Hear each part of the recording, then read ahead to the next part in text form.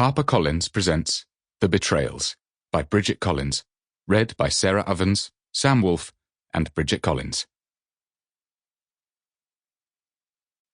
For Sarah Ballard.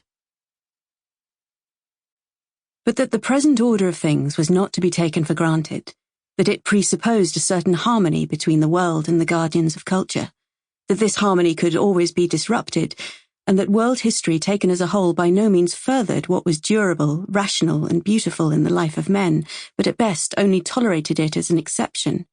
All this they did not realize.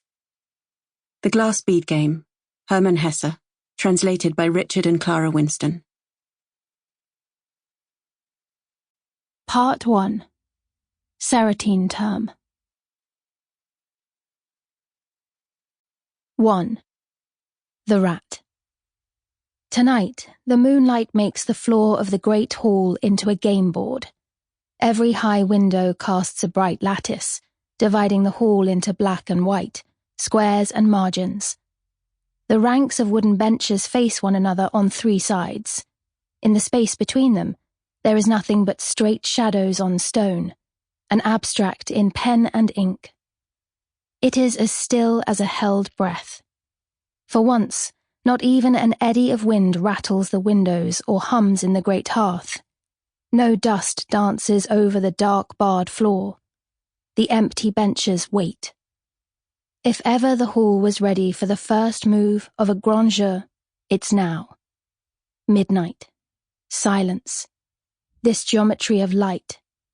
Someone else would know how to play, how to begin. But tonight there is only the rat, shivering a little in her threadbare shirt, her arms tight around her ribcage. She stretches one scrawny foot in and out of the light, thinking, dark, pale, dark, pale. She narrows her eyes at the sheen on her toenails. She is listening for footsteps, but then she is always listening for footsteps. She is hungry, but then she's always hungry. She has forgotten to notice those things. She scrunches her toes. The stone is cold. The stone is always cold. Even in summer, the thin-aired nights are chilly, and the daytime heat doesn't have time to seep through the walls.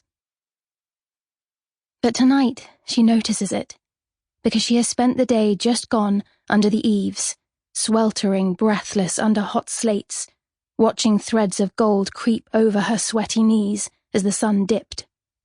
She presses the ball of her foot down and relishes the chill. Cold stone, cold bone.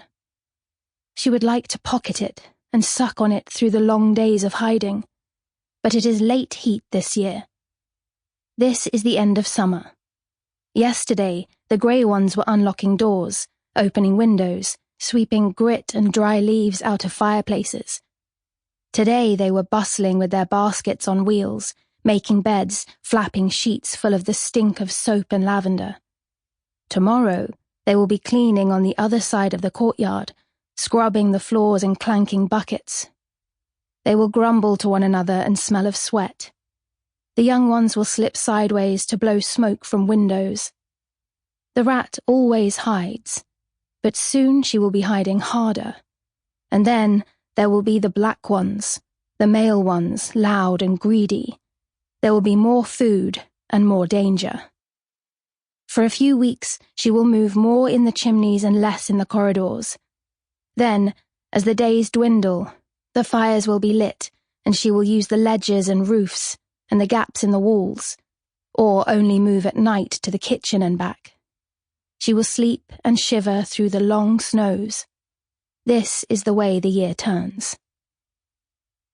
For no reason, she steps further into the hall. Moonlight spills up her ankles. She will not enter the space between the benches, but she stands on the edge of it. There is a line of silver framing the bare rectangle, like a runnel of mercury between the stones. She raises one foot, but she is only testing herself. She already knows she will not cross it. Someone else would. Someone else would step forward with an opening gambit, ready, bow to the empty benches. But she is the rat, and she wouldn't know a gambit from a claw mark on the wall. Sample complete. Ready to continue?